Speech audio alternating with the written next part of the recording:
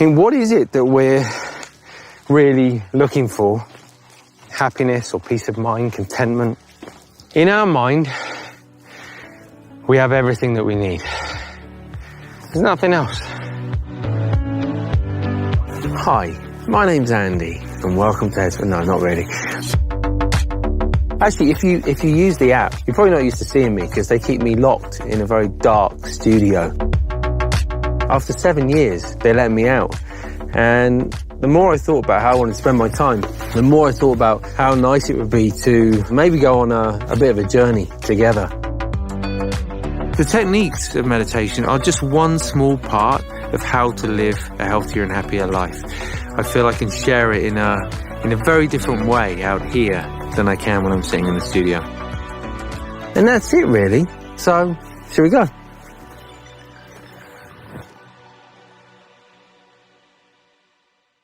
It's an incredible place. Anyway, we're going to come back here and we're going to do some meditation a little bit later. But I thought we might go on a bit of a walk first. And in a way, I always think walking and talking is an interesting kind of way to have a conversation.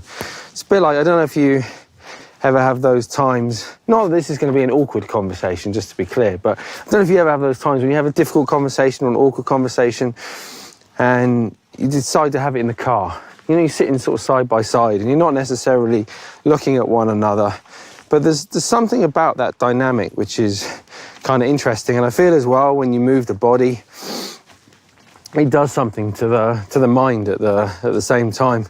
So we're going to go on an incredible walk on this lakeside and maybe just revisit kind of what it is that we're even trying to do when we sit down, when we practice, when we walk out into our life.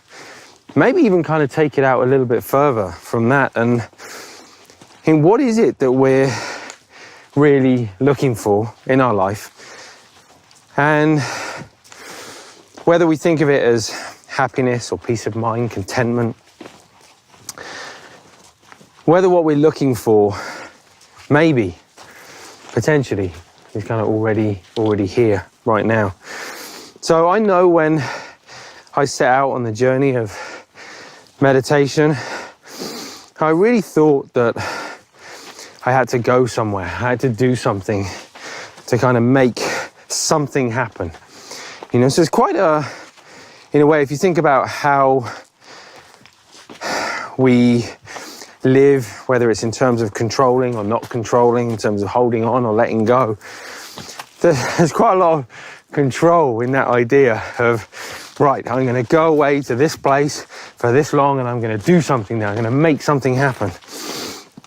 And the reality was that when I got there, I realized, well, same mind, different place. Like, it doesn't really kind of work like that. And we all experience that. We're holding out for that 1 week of holiday that we might get in the year. And then we go on holiday and we lie on the beach and the mind's just thinking about the same old stuff, you know. So in that respect, I think it's really helpful to keep coming back to the idea of it's not so much what's going on outside of us. It's not so much about where we are in the world, not so much about what our life looks like. It's more about, can we find that place within ourselves where our mind is at ease with itself as it is. And it's a really challenging idea. It sounds so easy. How can the mind be all right with itself in the moment, no matter what's going on? It sounds like a really easy idea, but I personally feel that's a journey of a lifetime. That's not something that just kind of happens. I think the temptation, the tendency is to think, sort of once we start meditating, whether it's in a micro level, okay, I'm going to sit down for 10 minutes and my mind is going to be calm and I'm going to feel relaxed or whatever it might be, or whether we think it on a macro level, is this going to make a difference to my mind, to the way I feel, to my relationships over the course of however many months? My own experience has been, it is a journey of a lifetime. There's no one kind of point where it's kind of, okay, finished, done, I got this now. You know, it's always changing, it's always evolving. And I often think we don't even really know. Kind of, it's difficult to even keep track with where the mind is up to. So if I look back at kind of long periods of retreat and things like that, I can honestly say it was probably a year and a half, maybe 2 years after leaving the retreat, the retreat started to make sense. You know, it's almost as though the rational mind needs that time to absorb whatever kind of insight or change has kind of taken place during that time. So never be discouraged. If you sit down and you meditate and you get to the end of the meditation, it's kind of like, well, I don't really feel any different. Don't be discouraged and think that nothing has happened. It's a bit like us going for a walk now. We might walk from, I don't know, from that mountain back there to this mountain, and we could get to the other end and say, well, nothing's happened. Well, that's not really the point. We didn't come on this walk for something to happen. We came on this walk to have a walk, and we sit to sit. We don't sit to make something happen. When we sit, the mind will naturally kind of unfold, and sometimes that happens really quickly. Sometimes it happens really slowly. Sometimes it's really eventful, and sometimes it's not so eventful. But we're not looking to try and make anything happen, and we're not looking for a particular experience, you know. And that's a real temptation, I think, is to try and find an experience, like whatever we might imagine that to be within meditation. It's almost like the simplicity of simply sitting with the mind as it is. It doesn't quite match up to our rational intellectual idea of what we want it to be. But it's in the simplicity that we find peace of mind. And it's not I think it's really tempting to think about this as happiness, or to get happiness and peace of mind kind of confused. We will never be happy as in the way we think of everyday happiness all of the time. As much as we might want to be, it just doesn't make sense in our life. As human beings, we are born with a range of emotions. We relate to others, with those around us, when things aren't going well, when we experience painful things in our life, when other people around us experience painful things. We don't want in those moments to feel happy. It would be so strange. What we probably want is an underlying sense of ease, of freedom, where we don't feel like we're a slave to our mind, where we don't feel that we have no choice in terms of how we relate to the thoughts and the emotions that we experience in the mind. We want to have a sense that we can at least step back from that and experience freedom of mind. So for me, it's less about finding sort of headspace day to day, moment to moment. It's less about kind of finding sort of happiness as we think about happiness. It's more about finding freedom, you know, freedom of mind. And everyone will have different ways of talking about freedom of mind. For me, it's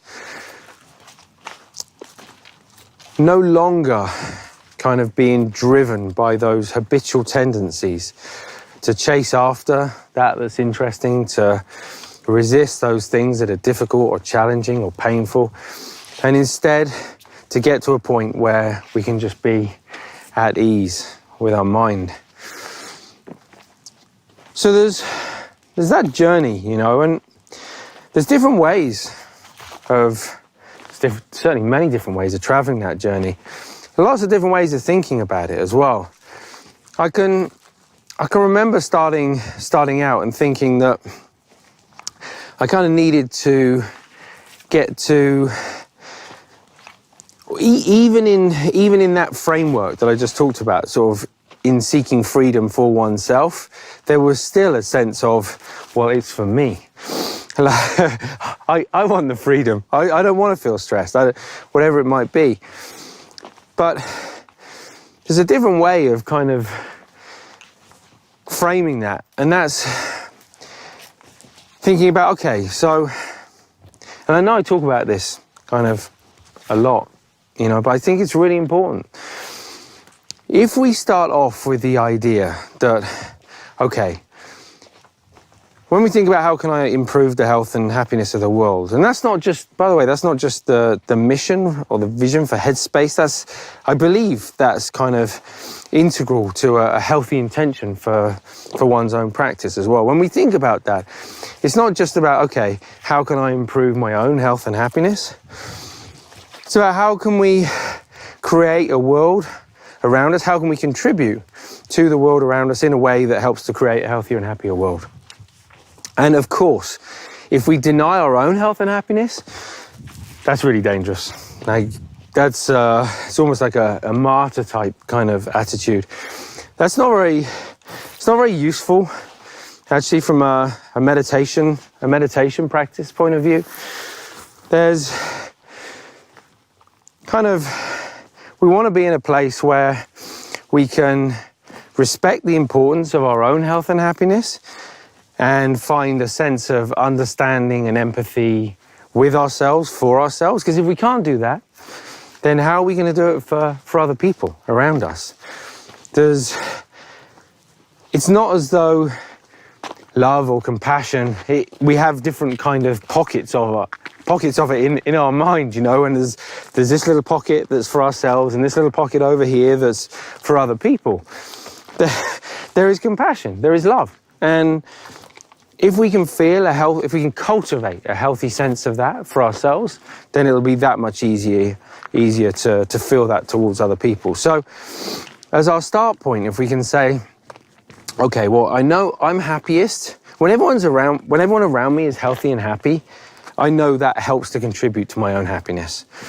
There's no way that I can be as happy as I might like to be if all around me there's suffering. Like, you know, I think it's a really, the two things don't sort of sit so well together. But if we can get to a point where we start off with a slightly more altruistic kind of attitude, not necessarily that we have to get out there and try and change everything, it's not about that. If we can get to that point, then the rest of it tends to flow, and it's not just a flow in our life and in our relationships, it's also a flow in a very technical point of view, from a meditation point of view as well. If you try, you should experiment actually. If you sit down one day and say, okay, I'm going to sit down, I'm going to meditate, and I'm going to try and get as much happiness for myself as possible. And then you sit down and you focus on the breath, and you focus on that as your intention. And then another day you sit down and you experiment and you say, okay, it doesn't matter so much kind of what I get out of this for myself. I'm going to sit down knowing that this is a meaningful, purposeful, important contribution to the people around me in my life, to the world. And if I get some benefit out of it for myself as well, that's a good thing. And see how those two different things feel. One, the first one, the mind will probably feel quite kind of tight. It'll probably find it hard to settle. Typically, the mind is a little more distracted when we have that as our motivation. And then with the latter, with the second one, when we kind of begin with that open, kind of more altruistic mindset, then actually the mind is just naturally relaxed. It feels, there's no pressure. And it's more than that. It's not just not having any pressure. It's genuinely feeling like we are doing something for others. And the mind is at its most kind of easy it is at ease it's the most when we have that sort of mindset. So really important that in that search, even though we know that the search is kind of cyclical, and we're eventually gonna kind of realize that there was nothing ever to search for. We still have to do the search. We still have to go on the journey. It's not enough intellectually to think, okay, well, I know that, I read it in a book. There's, you know, peace of mind, contentment, whatever you want to call it. That's not a thing of the rational mind, or the intellectual mind. We still have to go on that journey. Whether the journey is a journey of meditation, whether it's a journey in our day-to-day life, or whether it's on a literal journey, kind of like this, as we walk a little bit further up the lake. We're gonna stop. I don't know if you can see the top of the hill there. We're gonna try and somehow get up there and do some meditation.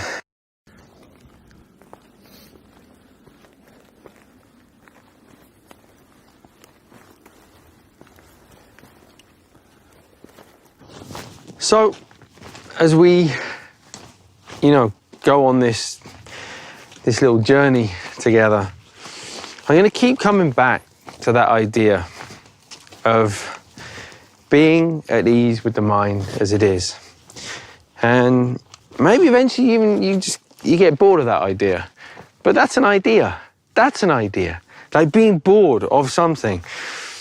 So it's really easy in our search for freedom, like almost to create an idea in our mind of what we create an idea of freedom rather than letting go of the things that keep us sort of boxed in. So there's something about kind of letting go, not just of our day-to-day stuff, but letting go of the very idea that we need to do something in order to find peace of mind. It's such a deeply ingrained idea. And don't get me wrong, we do have to, we're gonna have to do a little something. We can't just sit around on the sofa, kind of, that's probably not gonna help very much in finding peace of mind. We still have to kind of be actively engaged. There has to be an intention, a purpose.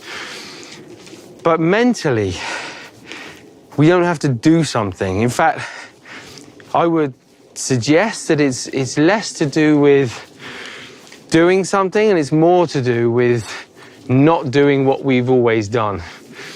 And by that, I don't mean necessarily the way we live our life. It's more about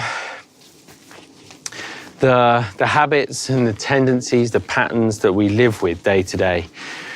So, what do I mean by that? So if we, for example, let's take kindness.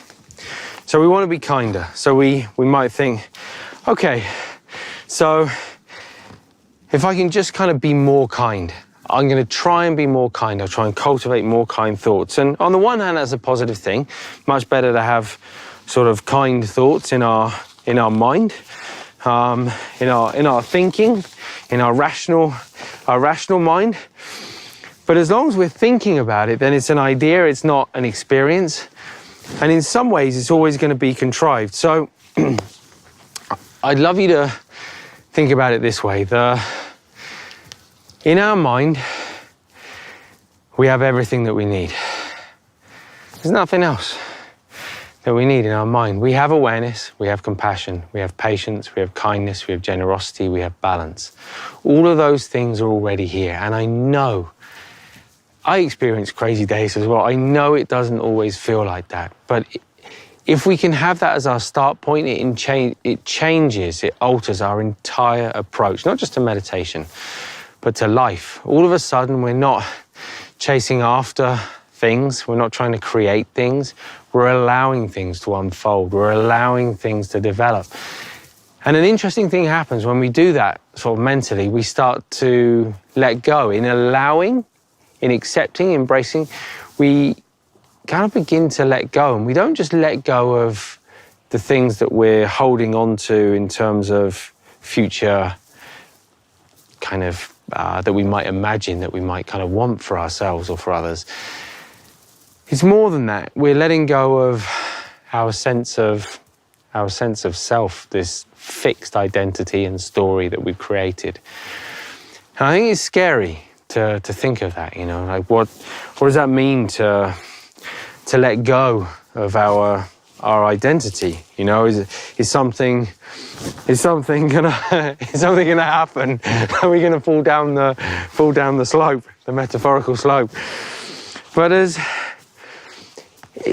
actually the reverse. It's hard to believe, but it creates a sense of freedom. If you imagine kind of you create a story, we create a story of ourselves and who we are, and I'm this kind of person because I've always tried to be this kind of person, and people always tell me I'm this kind of person, therefore I am this kind of person.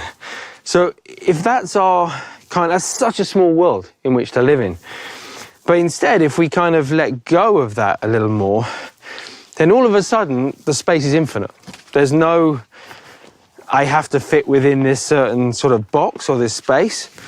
We're not even interested anymore in necessarily looking for a definition or an identity. We're simply living our life with the intention to benefit others, to cultivate awareness, to cultivate compassion. And it just changes. It changes everything. So I'm going to keep coming back to that. And my hope is, and this has been my own experience, you know, people often ask me, okay, so when you went away to the monastery, when you're a monk, kind of what was the one thing, you know, what was the lesson that, you know, you took away from that time? And it's often really kind of simple, and it's frustrating for people when I say, well, I don't know, maybe I learned to be a bit more kind, or I'm just a bit more present kind of now. And people are like, that's all you got? If that's not enough, by the way, then, you know, we should probably go on a different kind of walk. But that's everything. That might not sound like much. Just being a bit more present, just being a bit more kind. Imagine what that would feel like, to be less distracted and to feel a greater sense of, I don't know, space and understanding around the people in your life. Like, it's huge. And you don't have to go to a monastery, you don't have to, just being, kind of living with this intention to be at ease with the mind as it is, with an open, kind, compassionate mind. That's everything right there. It's all you need. As important as it is to zoom out kind of once in a while, and to think about what practice means kind of in our day-to-day life, and we're going to explore lots of different areas of life. It is always important as well to zoom back in from time to time and to come back to that exercise or that framework in which we can find a place where we're not going to be distracted, where we can gain greater familiarity with what it means to be present, to be at ease with the mind as it is. So I can't think of many better places. We've kind of almost reached the top of the hill here. I can't think of many better places to sit down and to practice that idea of, well, not practice the idea, practice the experience of being more present, to notice when we're getting caught up and to be able to leave that alone, to let it go, to come back again to simply being with the breath or whatever it is we kind of focus on today. So we're just going to head out to the top of the hill there, and hopefully I can share this view with you. So it really does feel like we're sitting down and practicing together. I think everyone's different, you know. There's some people really like kind of being on their own when they practice meditation. and that's fine. And some people really like being with others. You know, for myself, it varies. You know, I feel differently every time, but there's something about sharing the experience that makes the mind just feel that little bit bigger. And when you look out at a view like that, it's hard for the mind not to just open up and to feel a greater sense of space. It's an extraordinary place. It's so quiet.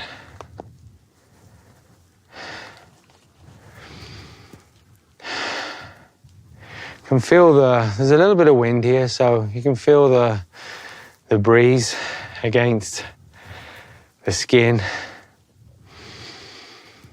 The air is really fresh. You know, I can't say there's any one particular smell. It just smells fresh, you know. So it is cold though. I'm gonna put a jacket on, and we're gonna sit down here and see if we can spend just 10 minutes or so together. So while I'm getting ready, you can just find a place to get comfortable.